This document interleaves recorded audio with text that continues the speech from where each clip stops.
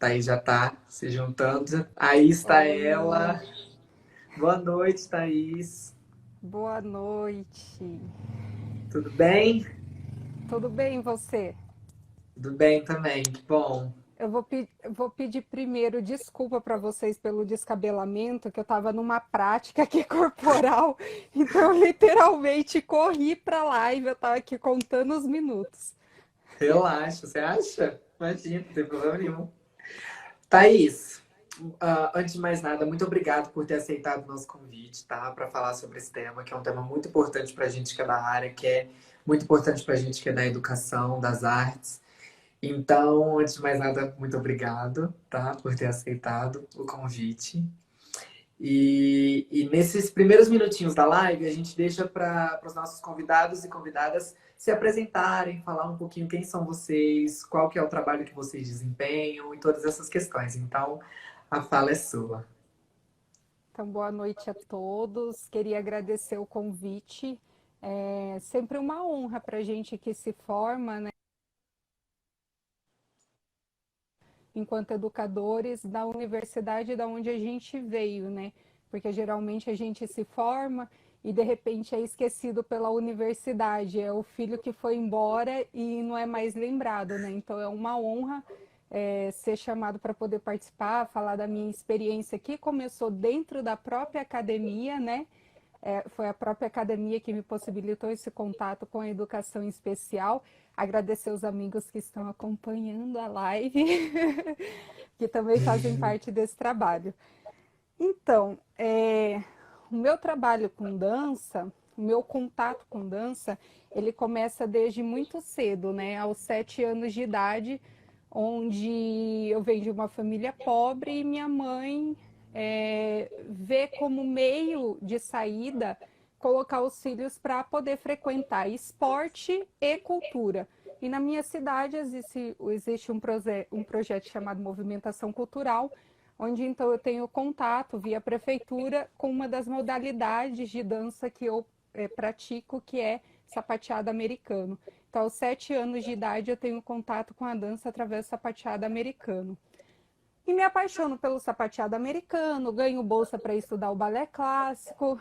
Com isso, eu vou fazendo, é, vou fazendo teatro, vou fazendo desenho artístico e vou encaminhando para as outras linguagens artísticas.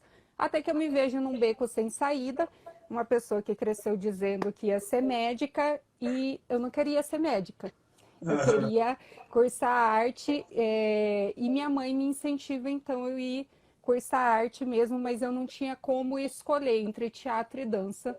E a única universidade que eu conhecia que tinha ambas linguagens era a Universidade Estadual de Mato Grosso do Sul, o EMES. E eu falei, eu vou para o EMES. Com 16 anos eu queria pegar minha mala e estou indo para o EMES, consegui passar na UEMES, mas minha mãe fala não, né? Você tem 16 anos, não dá para você ir, é muito longe, eu tenho que assinar as coisas e não dá para a gente mudar. Então eu passo um ano só dançando, só fazendo teatro mesmo, dentro de academias, que eu ganhei bolsa de estudos e tudo mais. E aí eu consigo passar de novo e venho para o EMES. Venho estudar teatro e dança. Nunca me vi educadora, no princípio. Acho que todo artista ele se descobre educador no caminho, né? Mas eu Uhum. nunca me vi assim como arte educadora a princípio.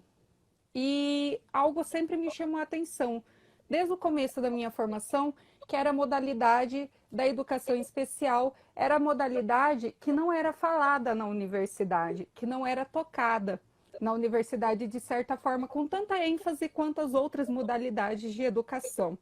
Não é que não fosse discutida, mas não tinha tanta ênfase. E surge uma oportunidade de fazer um estágio não obrigatório no CAPDV, que é o Centro de Apoio ao Deficiente Visual aqui de Mato Grosso do Sul, um estágio não remunerado na oficina de dança e teatro com o ator e educador André Tristão. E, poxa, eu falei, eu vou fazer isso daí, eu vou ver qual é que é, como é que a gente ensina dança, como é que a gente ensina teatro para cegos.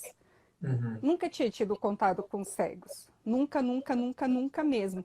Então eu fui para o CAPDV com, com a missão mesmo de me descobrir, de saber que caminho é esse, como ensinar para essas pessoas que, de certa forma, são colocadas, não é questão, elas são colocadas à margem da sociedade.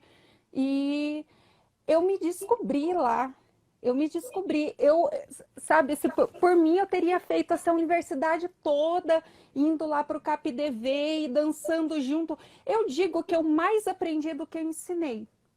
E aí, quando eu me formo, eu já me formo e vou dar aula com alunos especiais. E aí eu pego assim, todas as síndromes que você puder, que existia, assim, imagináveis, eu peguei logo após, assim, recém-formada, com esse nervosismo, né, que todos se formam, porque lá é você e você, e os alunos, eles acreditam em você. Se você falar aquilo vai se tornar verdade. Eu digo que o professor, tudo que sai da boca do professor se torna verdade, que o aluno chega e questiona o próprio pai, né? Ele Uhum. questiona as outras pessoas pela verdade que o professor diz. Então, eu me vi com essa responsabilidade e com uma maior ainda, que era ensinar pessoas especiais que eu não sabia nem por onde começar, Aham. mas eu tive Começou. anjos, eu tive anjos assim, que foram coordenadores, que foram direção, que foi toda uma equipe pedagógica, porque o ensino ele não se dá sozinho, né? Não é o professor simplesmente ali na sala de aula, é uma gestão que faz o ensino acontecer, que faz aquela escola funcionar, que faz olhar para aquele aluno de um modo especial, de um modo sensível de fato, e faz com que a educação aconteça. Então, é um sistema. E graças a Deus eu falo assim, eu tenho uma sorte tão imensa que desde que eu me formei, eu não peguei nenhuma gestão que eu falasse assim, eles não estão comprometidos com o ensino. Todas as escolas que eu passei, todas as instituições que eu passei, foi de aprendizado e de crescimento para mim. Tanto com a educação dita normal, quanto com a educação especial, Esse eu ano. tive uma grande gestão que me deu possibilidade de fazer um belo trabalho. Então, eu digo que se eu tenho uma caminhada, já que eu posso dizer, olha, eu trabalho com educação especial, por conta dessa gestão e é por conta dessa formação que me deu a possibilidade de já na faculdade ter contato com essas pessoas, de poder ter esse olhar diferenciado para a educação. Então a minha trajetória ela começa dentro da própria universidade através desse estágio. Uhum.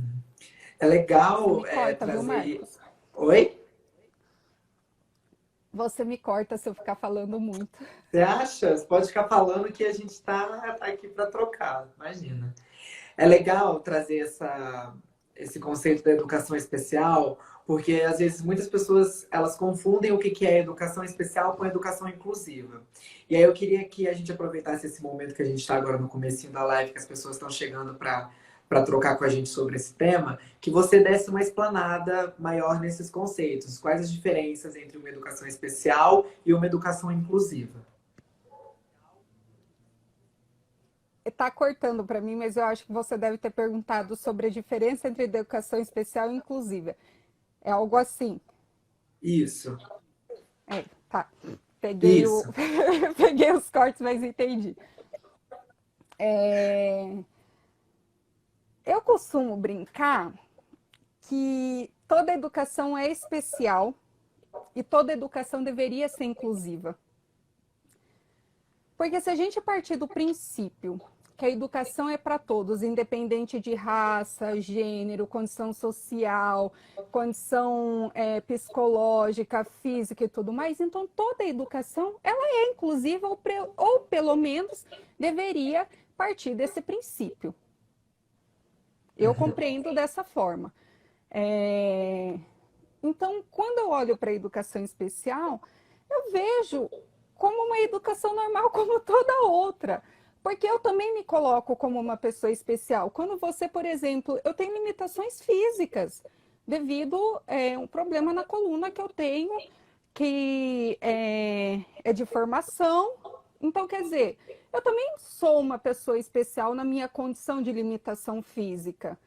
Você talvez seja uma pessoa especial na sua limitação, talvez, de visão. Você talvez precise do auxílio de um óculos, talvez precise que a pessoa fale um pouco mais alto, porque você tem uma perda auditiva. Então, eu vejo os meus alunos dentro da educação especial como pessoas comuns, com Uhum. limitações que não são minhas, que são outras, mas que são pessoas comuns, entende? Eu não coloco esse jardim, esse estigma de pessoa diferente, de que eu preciso fazer coisas muito mirabolantes, porque senão eles não vão entender. É claro que quando eu olho para uma pessoa com uma limitação maior que eu tenho que ter uma sensibilidade maior, né? Se eu olho para uma pessoa que tem que tem condições é, mais parecidas com a minha, é mais fácil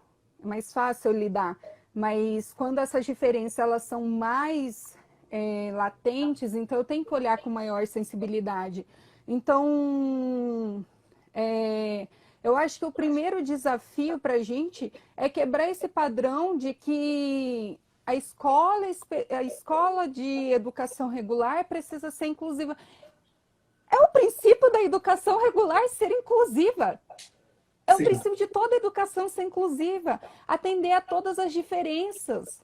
Atender, e isso eu não estou dizendo só no nível educação especial, estou dizendo no nível a todos os alunos. Aquele aluno que talvez tenha um sobrepeso, aquele aluno que talvez tenha uma dificuldade num caminhar. Então, quer dizer, a educação por si só, ela tem partido do princípio de inclusiva.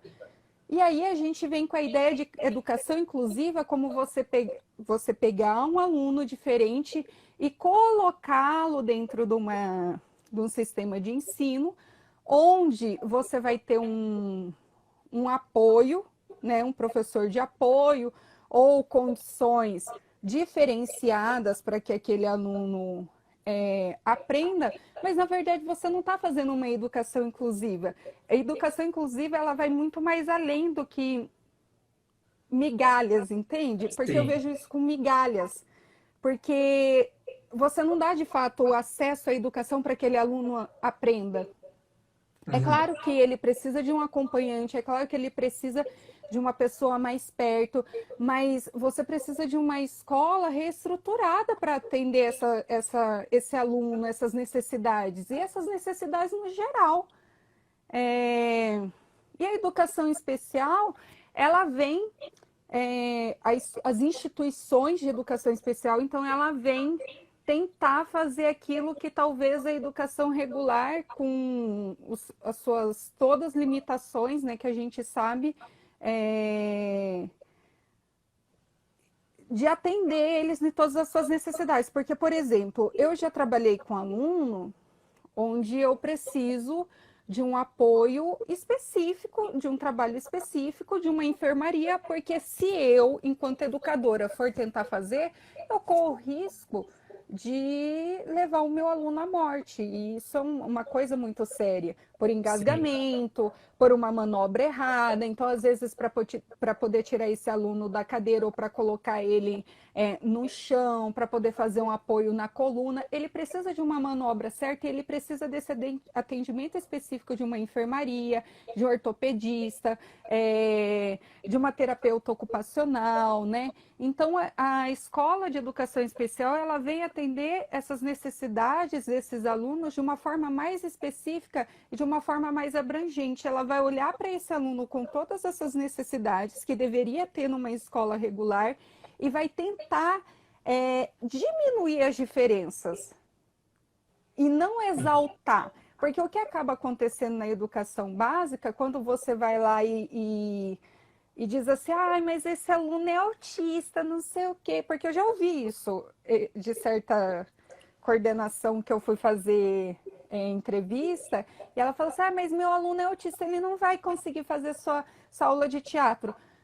Tudo bem, Ele pode não conseguir fazer a primeira aula de teatro, mas de que forma que eu vou chegar nesse aluno para que ele faça aula de teatro e Exato. não excluí-lo dessa aula de teatro, não excluí-lo dessa aula de dança, sabe? Então, ao invés dele exaltar as diferenças, a escola especial, ela tenta diminuir as diferenças e falar, olha, aqui todo mundo tem condição. Uhum. Aqui todo mundo é capaz, aqui o ensino é para todos, aqui todo mundo pode aprender, aqui todo mundo vai ser atendido dentro das suas necessidades e levando em conta as especificidades dos alunos. Então, se aquele aluno precisa do atendimento do TO, ele vai ter o atendimento do TO, mas não para exaltar, para diminuir. Aham. O Érico até comentou aqui na live, talvez a questão não seja como incluir, e sim como não excluir, né? E Ai, a eu perdi, Cacilvia cadê? tá aqui para Talvez cima. a questão seja como incluir e sim como não excluir. E sim, Isso. eu concordo, porque quando a gente pensa em incluir e a gente abraça esse aluno, porque nós somos diferentes, gente. Sabe, às vezes eu fico vendo as pessoas falar de educação especial, de alunos especiais, como se fosse uma outra parcela da sociedade que a gente vai, sabe, não. Nós Uhum. somos diferentes, então quer dizer, se a gente tem as nossas especificidades, eles também têm. Sim. Eles também têm. Então, eu acho que é isso mesmo. A questão é incluir, não excluir. Eu acho que isso que a gente está falando sobre instituição escolar já leva até para a próxima pergunta que eu tinha pensado para continuar o nosso debate. Porque a gente vem percebendo que essa pauta da educação especial, da educação inclusiva, ela está cada vez mais assídua entre as pessoas, então ela está sendo cada vez mais comentada. E eu queria saber de você que está dentro das instituições escolares, como as instituições escolares vêm lidando com esse debate ali assíduo, sempre em pauta, como que está sendo essa questão. E aí acho que dá até para juntar com uma pergunta que a Meire mandou aqui nos comentários, que ela coloca assim: incluir é diferente de integrar. Você acha que a gestão escolar está trabalhando qual dessas ações?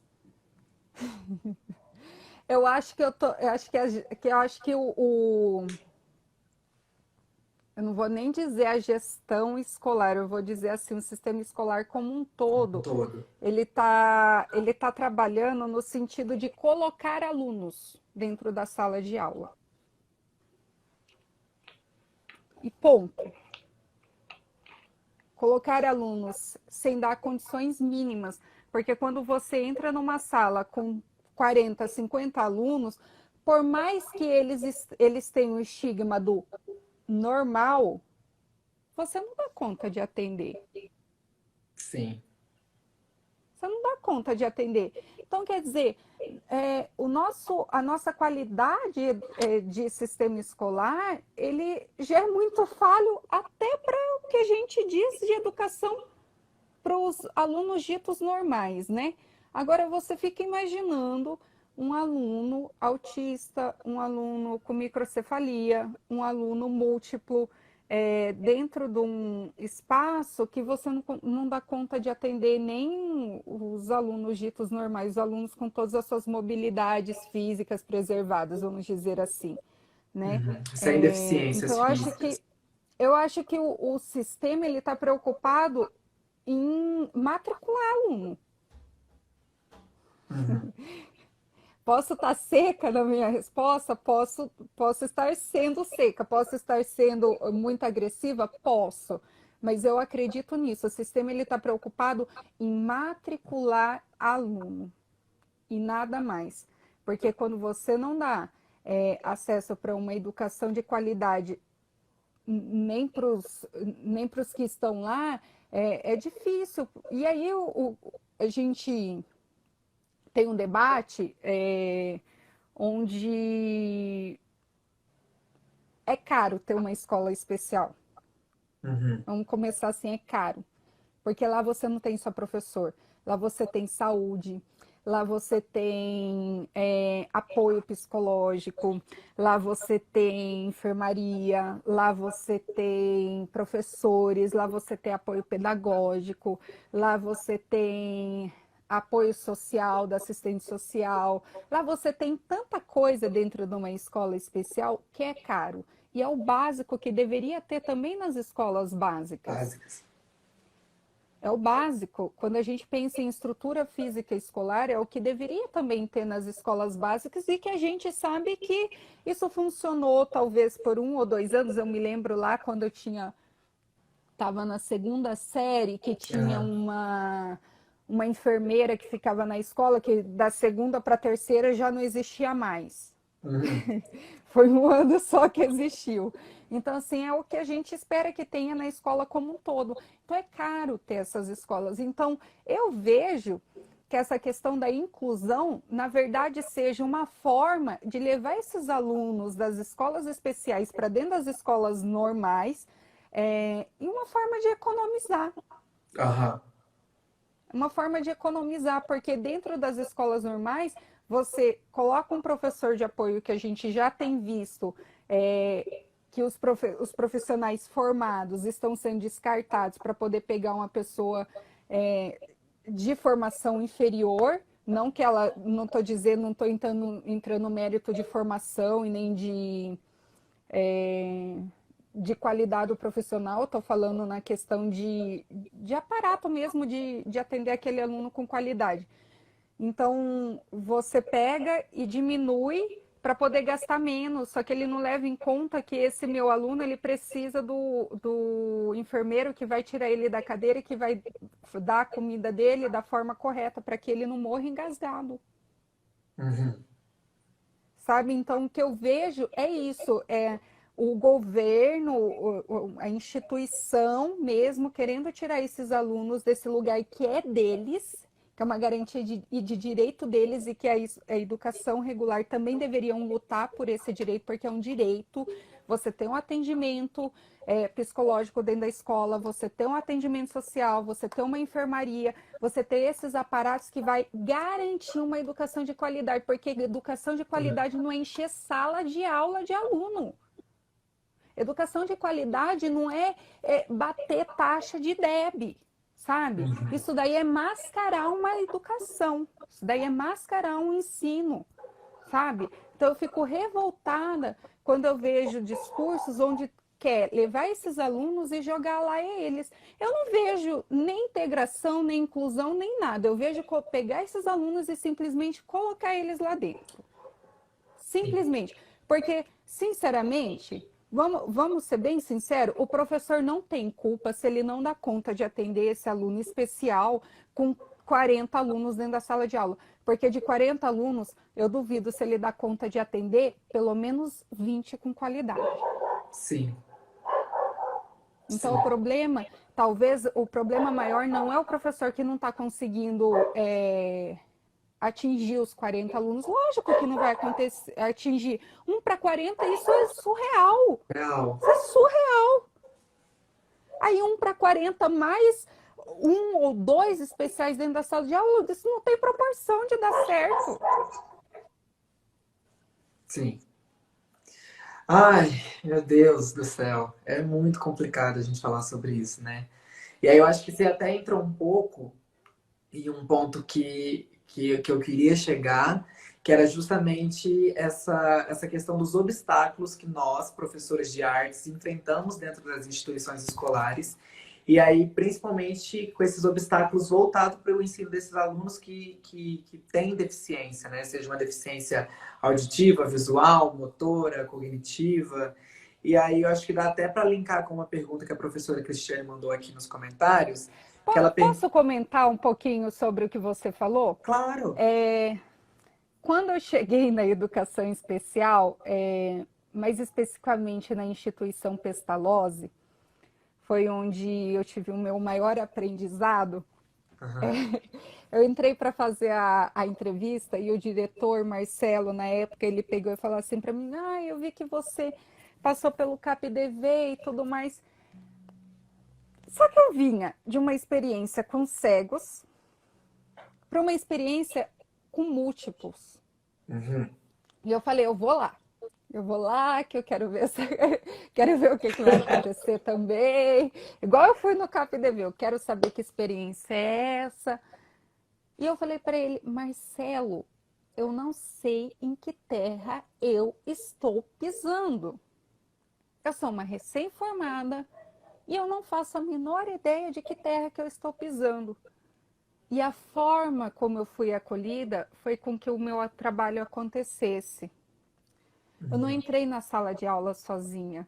A primeira aula que eu tive orientação da TO, que é terapeuta ocupacional, que entrou junto comigo dentro da sala e me acompanhou para que eu entendesse como é que se dava o sistema de ensino, como é que eu ia olhar para aqueles alunos.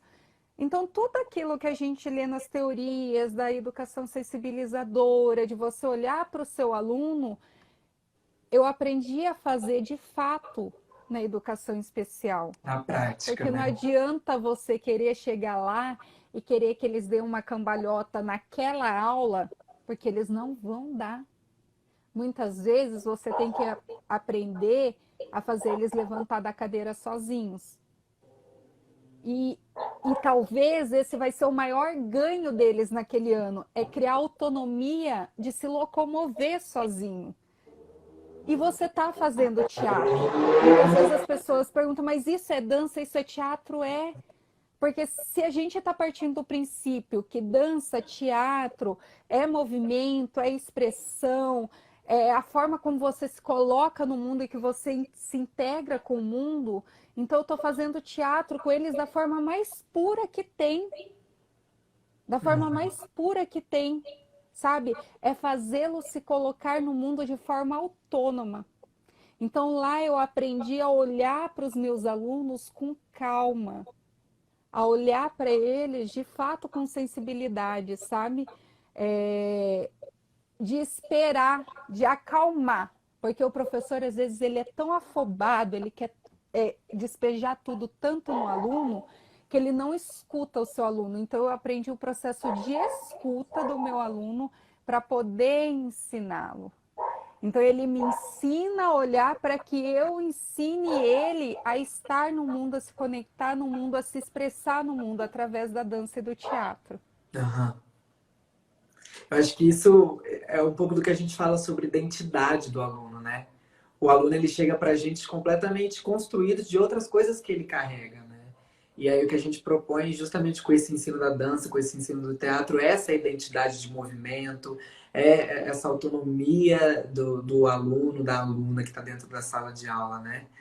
A Viviane até comentou aqui, perceber o aluno para ensiná-lo, muito bonito. E realmente, eu acho que é a Sim. partir dessa perspectiva que a gente tem que começar É, e a a... educação, aliás, a educação no geral é isso, né? E a educação especial, se você não perceber o seu aluno, você não vai ensinar nada.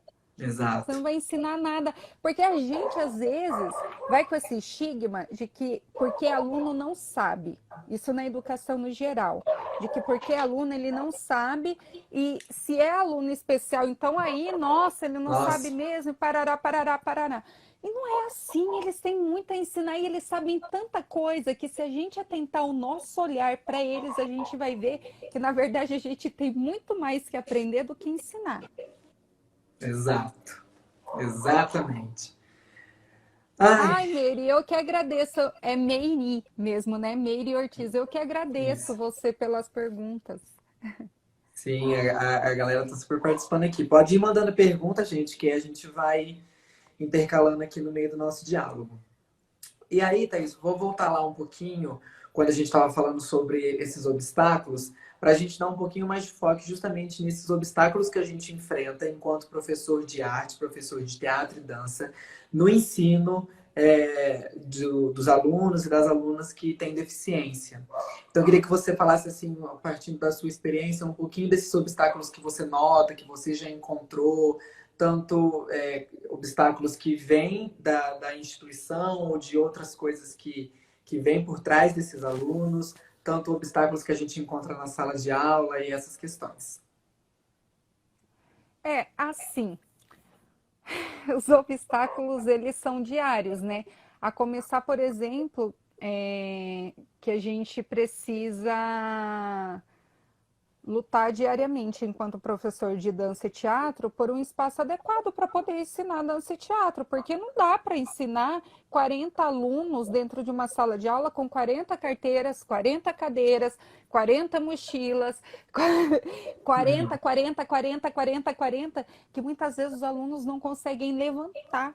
Então, quer dizer, a gente muitas vezes, enquanto professor de dança e teatro, já começa nessa briga por um espaço onde o aluno ele possa se expressar, né? E aí, começa pelo espaço e vai, por exemplo, para autoafirmar que a nossa linguagem, dança e teatro, ela não é só oba-oba, ela não é só festividade.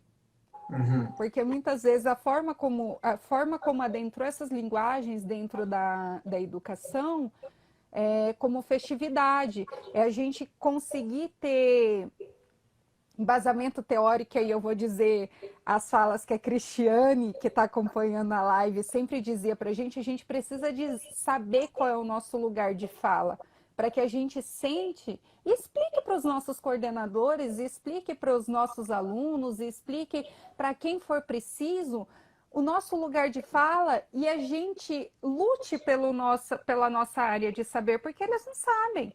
O que a gente tem historicamente é festividade, é a dancinha, o teatrinho, a educação artística, né? Aquela educação que é para ornamento da escola, né? Que é para deixar bonito o mural, que é para os cartõezinhos das datas comemorativas. Então, a gente ter muito seguro o nosso lugar de fala é o que vai garantir que a gente consiga fazer um trabalho de qualidade. E eu nunca ensinei aquilo que eu não fui formada para fazer. Desde que eu me formei, eu ensinei dança e eu ensinei teatro. A minha área do saber. Eu sempre tive o discurso muito seguro daquilo que eu sou formada. Nunca tive medo de sentar e discutir a minha área do saber com as coordenações, com os meus alunos que não sabem e não devem saber que área de formação é essa. Eles nunca tiveram e muitas vezes eles se negam a fazer a princípio porque eles desconhecem essa área Não de sabe, saber né? Não como conhece. linguagem artística. Então, o lugar do espaço físico, o lugar da área de saber. E aí, quando você vai para a educação especial, o preconceito com o seu aluno, que muitas vezes você vai ter que bater de frente, você vai ter que exigir os direitos dele. Você vai, por exemplo, faz parceria com lugares, e aí você tem um aluno cadeirante. E aí você chega nesse espaço e ele não tem uma rampa, ele não tem um básico. É. E aí, e o que você faz com o seu aluno? Você volta com ele para trás? Você nega ele a frequentar esse espaço que é direito dele? Se esse aluno não tem, se esse aluno consegue andar, tem mobilidade reduzida, mas ele não consegue subir um degrau, eu vou fazer o quê? Eu vou falar para esse aluno que ele não deve frequentar um museu, porque ele é especial? Então, é a gente lutar por eles, entende? Então, a educação especial é ir quebrando essas barreiras e quebrando esses preconceitos, que de certa forma também é um lugar que o professor assume na educação regular, que é quebrar esses preconceitos, esses estigmas do meu aluno não sabe, o meu aluno o pobre, o meu aluno é o que, sabe, esses restos que vão jogando para a educação pública, para a educação especial. Então, a gente quebrar essas barreiras e afirmar que o lugar do meu aluno é sim. Eu sempre acredito, porque eu vim desse lugar, né, Marcos? Eu vim de um lugar. Eu vim de família pobre, cara. Eu sempre estive nos melhores lugares, porque minha mãe fez esse papel por mim. Sabe, de falar, não, você tem que estar lá sim, você tem que ir numa ópera sim, você tem que ir num concerto sim, você tem que ver balé clássico sim, você tem que escutar música clássica sim. Então, assim, eu luto para que os meus alunos, tanto de educação básica quanto os alunos especiais, eles estejam, e esse seja o lugar deles de direito de fato, e não apenas do papel, sabe? Então, são esses os lugares que mais me dói. Porque, assim, Não dá conta de ensinar hoje? Você senta, repensa o seu plano, você pesquisa, você conversa com o seu colega, você vai com a coordenação, você conversa com a TO, você lê livro, você vira, você planta bananeira, você faz o que for para você conseguir atingir esse aluno. Porque esse é o fazer pedagógico. Não dá certo, gente. Não é todo dia que a gente entra na sala de aula que acontece. Uhum. Acho que 80% das vezes que a gente entra na sala de aula não acontece e a gente precisa repensar e refazer o nosso plano e chegar lá e fazer de novo. E ir tentando, e tentando, e tentando até conseguir atingir esse aluno e sensibilizar esse aluno para aquele conteúdo, para aquele conceito que a gente quer que ele adquira. Né? Sim. Isso é educação, isso é ser professor de fato. Não é aquele romantismo de que o professor tudo sabe, o professor. Não, sabe, não existe esse professor. E se existe, gente, alguma coisa está muito errada. Ou os alunos estão Pois é. brincando de aprender, ou o professor está brincando de ensinar, porque não está acontecendo de Aham. fato a via de ensino e aprendizado, sabe? Então é Aham. esse o lugar que eu acho assim, esses lugares, né, que eu acho como as maiores dificuldades que a gente encontra. É legal trazer isso, porque agora a gente está vivendo um momento atípico, né? Um momento de pandemia, de isolamento social. E aí a Meira, ela traz uma pergunta muito interessante. Vou aproveitar já que a gente está falando do que é direito do aluno, do que o professor pode fazer e o que a gente enfrenta de obstáculo, que a Meire pergunta assim: como você acredita que está sendo a educação nesse período de ensino remoto e emergencial? Na sala de aula sabíamos que tinha um profissional junto. E como está sendo agora com essa distância? E a professora Cris, ela reforça logo embaixo, né? Como está sendo o ensino remoto na educação especial? Meire, olha, é tão complicado porque assim, esse aluno precisa de um acompanhamento mais de perto, não que os outros não necessitem, sabe? Porque eu acho que a educação ela acontece nessa troca mesmo, sabe? Nessa troca de afetar um ao outro. Eu troco com você, você troca em mim, esse olho no olho, eu te toco, você me toca, conversa, você rebate. Esse afetar mesmo, de troca. Eu acho que a educação ela acontece nesse sentido. Eu não acredito numa educação você aqui ou lá na China. Tudo bem, não que ela não possa acontecer. Ela pode acontecer, mas eu acredito que a educação ela tem esse preceito de estar próximos. E o ensino remoto na pandemia é um grande incógnita para todo mundo, eu acredito. Eu acho que ninguém sabe responder de fato para que lado que está caminhando essa educação.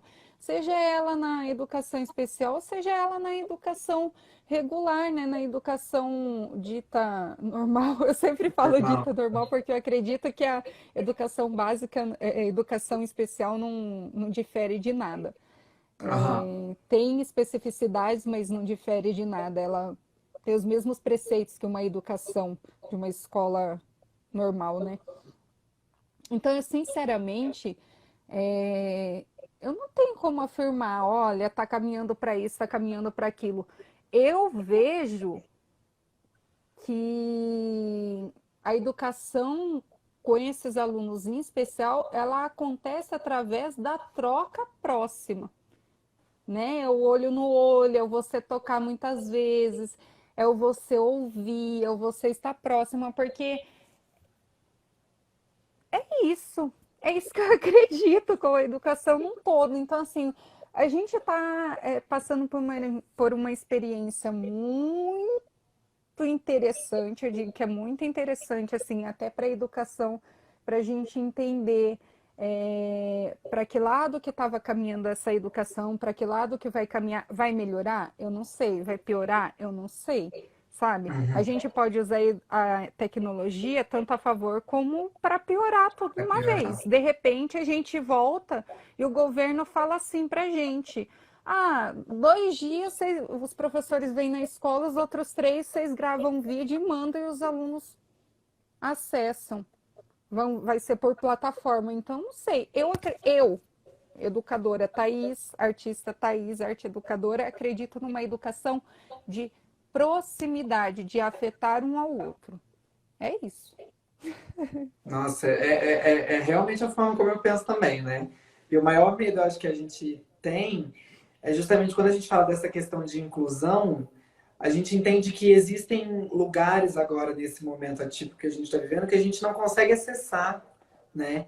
E a gente não consegue acessar pelos mais diversos motivos que seja pela falta de internet, seja por alguma especificidade que aquele aluno ou que aquela aluna tem. Então, é uma coisa que a gente, é o que você falou, né? É Olha, se interessante a a gente gente parar. que é professor, se a gente que é professor tá numa dificuldade grande para fazer isso dar certo, você imagina o aluno Exato. que muitas vezes não tem o aplicativo, não tem o celular, não tem o aparelho, não tem, muitas vezes a pessoa de maior instrução é esse aluno especial, Uhum. sabe? Porque é ele que está na escola, é ele que está com contato, é ele que está tendo convívio social, é ele que está tendo convívio pedagógico, é ele que está trocando. Muitas vezes é esse o aluno.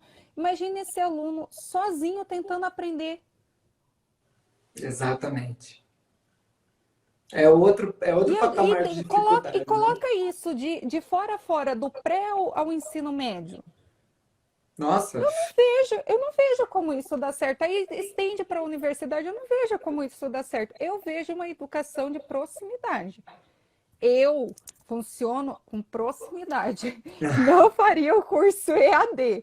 Não dou conta de fazer. Eu gosto de olho no olho, eu gosto de olhar, ser tocada, conversar, sabe? Tudo muito próximo. Então, eu acredito nisso.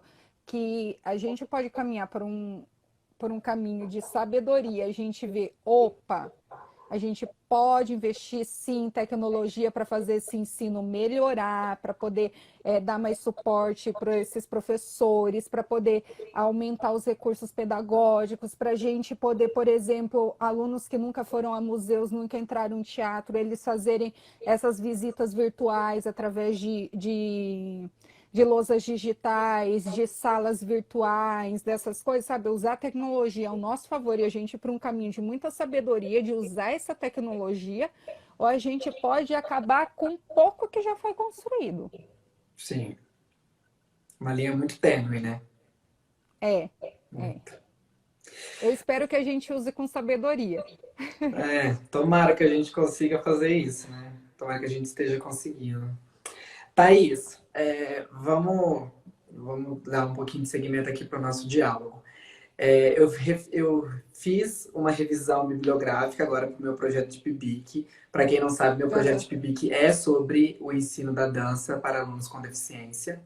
E aí, nessa minha revisão bibliográfica, eu estabeleci um recorte de 2015, que foi a data do documento da BNCC, antes desse mais recente agora, de 2015 a Uhum. 2020. E dentro desse período de tempo, eu não encontrei nenhum estudo publicado sobre o ensino da dança para alunos com deficiência na cidade de Campo Grande. E aí, tendo você como uma arte educadora atuante na Por cidade de que Campo. será? Não tem, não tem. Então, era justamente sobre isso que eu queria falar. Tendo você como uma arte educadora atuante na cidade de Campo Grande, queria que você me desse um parâmetro assim de como funciona, de como ocorre, ou se ocorre esse ensino, né, para alunos com deficiência, e aí partindo da nossa perspectiva das artes, da linguagem da dança e do teatro. Como que se dá esse ensino na cidade morena? Marcos, eu vou falar da minha prática pedagógica, tá? Ok. Eu nunca diferenciei o que eu ensino numa educação de escola normal para uma escola especial. Nunca. O mesmo jogo que eu dou para o meu aluno lá na escola pública tal, eu dou na minha escola especial. O mesmo jogo. O que muda? O que muda? O meu olhar. O meu olhar para esse aluno. Às vezes eu vou conseguir fazer esse jogo cênico com um aluno que não tem nenhuma síndrome, não tem nenhuma deficiência. Às vezes eu vou conseguir fazer com ele em uma aula, duas aulas.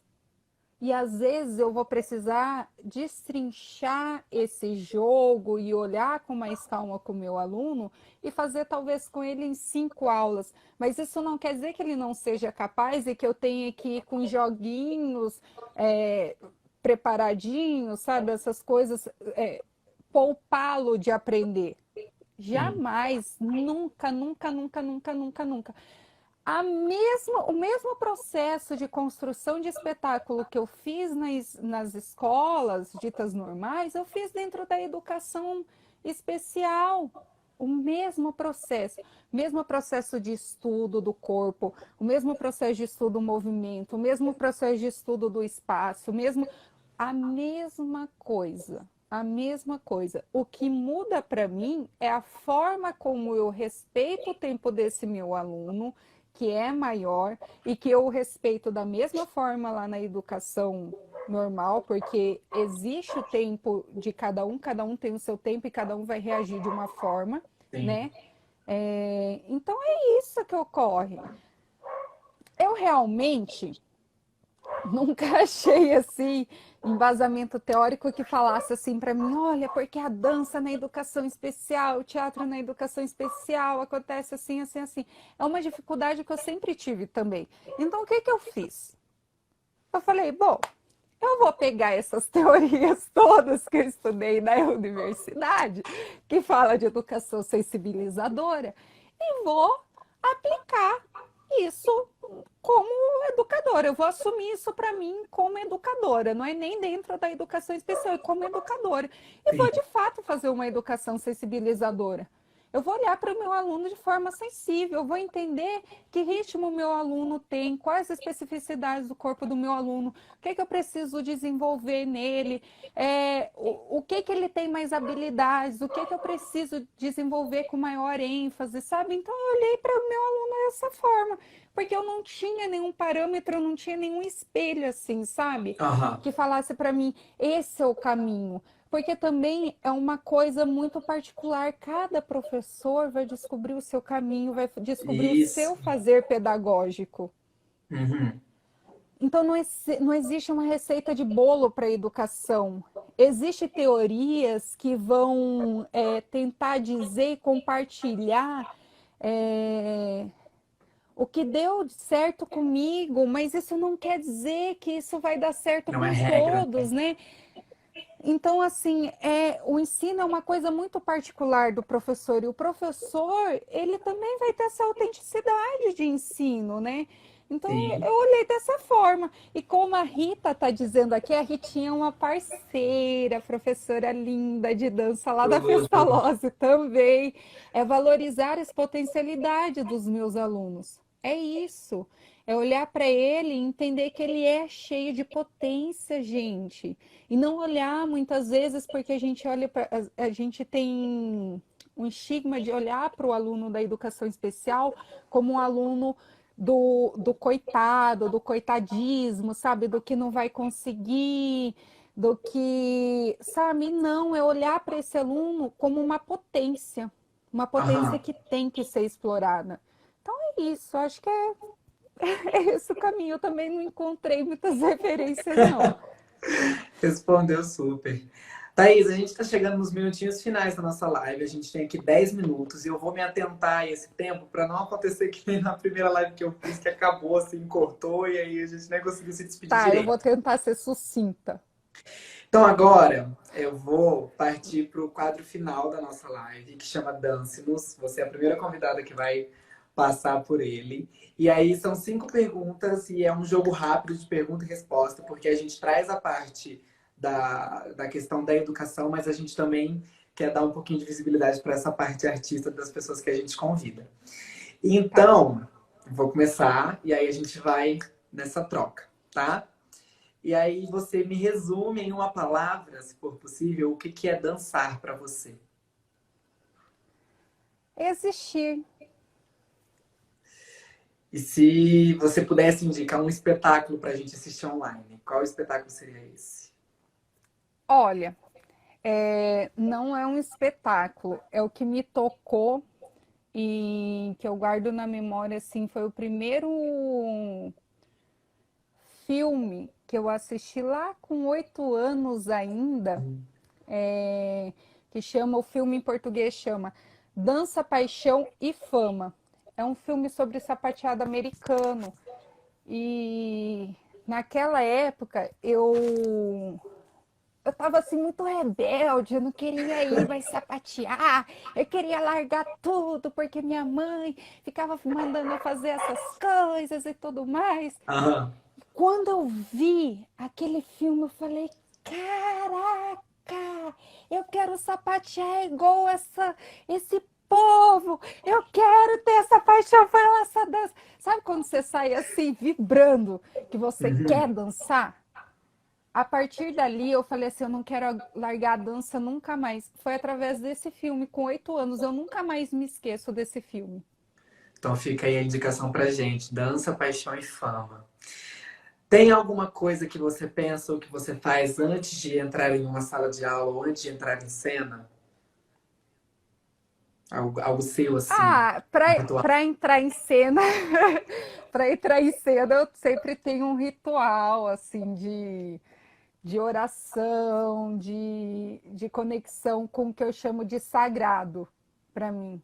Uhum. Então, assim, para entrar em cena, eu tenho um ritual sim. E para entrar em sala de aula, eu tenho um ritual também que é sempre começar as minhas aulas provocando os meus alunos. Eu sempre tiro eles e deixo eles atormentados, loucos da vida, sem saber o que vai acontecer naquela aula. E depois eu vou acalmando eles e vou caminhando eles para aquilo que eu quero da aula, sabe? E aí eles vão entendendo porque toda aquela loucura, se tem que falar, se tem que mexer, se tem que pesquisar tal coisa assim, sabe? Então eu sempre tenho esse ritual de tirar eles do comodismo, de dar um. Massa, massa. Qual, se existe, né? Se tem agora no momento, qual a próxima trilha que você gostaria, assim, de dançar? Eu não entendi, cortou toda a sua fala. Perdão. Qual a próxima trilha que você gostaria de dançar se você tivesse esse poder da escolha, assim, de falar, eu vou dançar essa trilha? Marcos, eu tenho uma vontade muito grande de dançar, mas não uma trilha específica. Eu tenho uma vontade que vem me borbulhando assim, de dançar sobre a música que aparece nos espaços assim de forma involuntária, sabe? Que às vezes eu me pego fazendo isso, o som da furadeira, o que que isso traz para o meu Libera no corpo? corpo. O som do vento, essas coisas, mas não de gravar e formar uma trilha, de simplesmente sair e dançar, sabe? De dar a Tênis. louca e sair e vou dançar aqui hoje. Isadora Duncan tá aí pra mostrar isso pra gente. Veio Isadora Duncan. E o que que você tem na sua casa, agora que a gente está nesse momento que a gente está inserido dentro das nossas casas 24 horas por dia, o que que você tem na sua casa que mais te lembra a dança? Eu tenho muita coisa que me lembra a dança aqui em casa, mas eu acho que o que mais me lembra a dança é o meu próprio corpo. Ficar às vezes brincando, sabe? De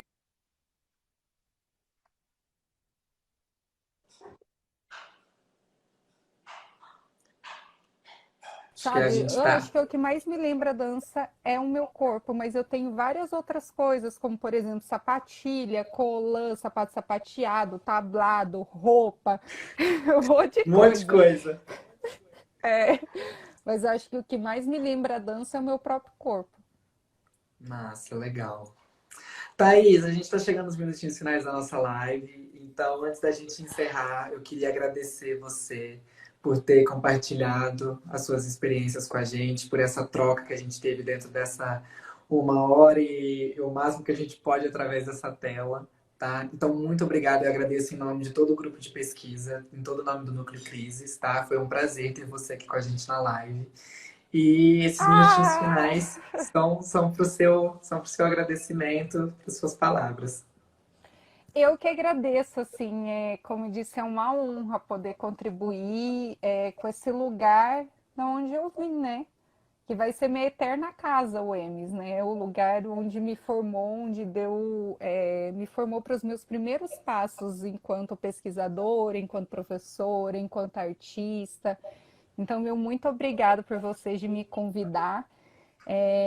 Como disse a Cris, estou aberta caso queira escrever alguma coisa, nós dois juntos, já que a sua Vamos, pesquisa, vamos.